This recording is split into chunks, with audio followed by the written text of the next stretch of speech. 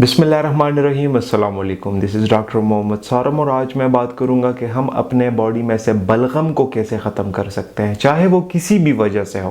For example, अगर वो asthma की वजह से हो, साइनसिस की वजह से हो, क्रोनिक ब्रोंकाइटिस की वजह से हो, इसके अलावा अगर वो COPD की वजह से हो, अगर आपके सांस की जो नलियाँ, ऑक्सीजन की जो नलियाँ होती है जो कि ऑक्सीजन को लेके जाती है, अगर उनमें सोजिश हुई हो, तो ये इन सारों को कैसे ख़त्म किया जाए। तो यहाँ पे बात हो रही है जी नमक की।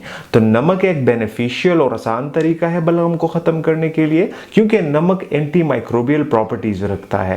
ये इसमें जरासीम मारने की सलाहियत होती है। अच्छा, इसके अलावा अगर हम देखें तो हम नमक को रोज़ यूज़ करते हैं, 2-3 दफ़ा 4 दफ़ा यूज़ करते हैं दिन में। बट यहाँ पे नमक को खाने की बात नहीं हो रही है, यहाँ पे नमक को अपने बॉडी में सांस के अंदर ले जाने की, इनहेल करने की बात हो रही है। तो इसको हम इनहेल कैसे करेंगे? तो इसके लिए आप अपने घर के एयर ह्यूमिडिफायर का यूज़ कर सकते हैं। बट याद रहे, आपने इसमें ये टेबल सॉल्ट जो होती है, जो हम घर में यूज़ करते हैं, उसको एयर ह्यूमिडिफायर में अगर हम डालेंगे तो इसमें आयोडीन होता है, बारी दातें होती है, जिसकी वजह से मशीन ख़राब हो जाएगा, फारिग हो जाएगा, फिर वो काम नहीं करेगा। तो इसके लिए आपने फार्मेसी पे जाना है, आपने उधर से नॉर्मल सलाइन का ड्रिप पकड़ना है। ईजीली मिल जाता है, इवन दुनिया के हर जगह से, हर स्टोर से या हर फार्मेसी से आपको इजीली मिल जाएगा। अच्छा, इसके अलावा आप पिंक हिमालयन साल्ट का यूज़ अगर करते हो तो कंपैरेटिवली वो भी बेटर है, उसके भी बहुत सारे हेल्थ बेनिफिट्स हैं। अच्छा, तो अब बात आती है हम इसको यूज़ कैसे करेंगे। तो सबसे पहली बात, आपने जाके फार्मेसी से नॉर्मल सलाइन का ड्रिप लेके आना है, उसको आपने एयर ह्यूमिडिफायर के अंदर डाल लेना है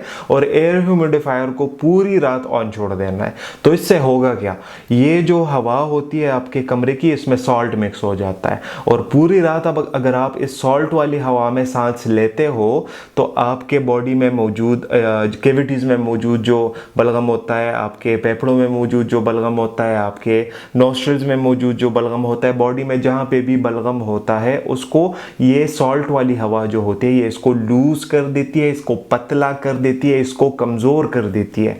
तो होगा क्या, जब ये कमज़ोर हो जाता है, पतला हो जाता है, तो ये आपकी बॉडी से इजीली निकल जाता है। अच्छा, इसके अलावा ये सॉल्ट वाली हवा जो होती है ये anti microbial, anti fungal, even के एंटी वायरल प्रॉपर्टीज़ भी रखता है। तो अगर हम इसको अपने रूटीन में इस्तेमाल करें तो हम बहुत से इन्फेक्शन से इजीली बच सकते हैं। अच्छा, इसके अलावा हम सॉल्ट वाटर से नेसल ड्रेन्स भी कर सकते हैं, अपने नथनों को भी साफ़ कर सकते हैं। अच्छा, तो ये कैसे करेंगे? तो इसके लिए एक स्पेसिफिक बॉटल मिलती है मार्केट में, ईजीली मिल जाती है वो भी।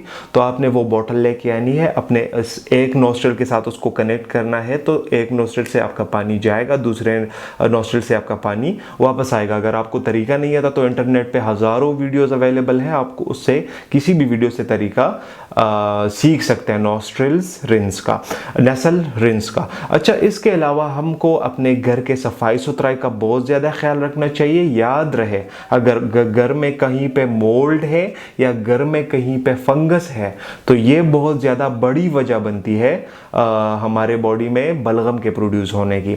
अच्छा, इसके अलावा आप लहसुन का इस्तेमाल बहुत ज़्यादा कर लें, अपने खाने के साथ कच्चा लहसुन खाया करें, क्योंकि ये एंटी माइक्रोबियल प्रॉपर्टीज़ रखता है, आपको बहुत सारे इन्फेक्शन से बचाता है और आपको आपके इम्यून सिस्टम को, यानी कि आपके कुव्वत मुदाफ़ियत को स्ट्रॉन्ग बनाता है। अब मैं आपको इतना बता दूं कि इन माइनर चेंजेस के साथ, अगर फॉर एग्जांपल आप एयर ह्यूमिडिफायर के ज़रिए अगर आप नमक इनहेल करते हो, आप लहसुन खाते हो, इन छोटी छोटी चीज़ों का इम्पैक्ट बहुत ज़्यादा बड़ा पड़ेगा, नोटिसेबल डिफरेंस आपको देखने को मिलेगा।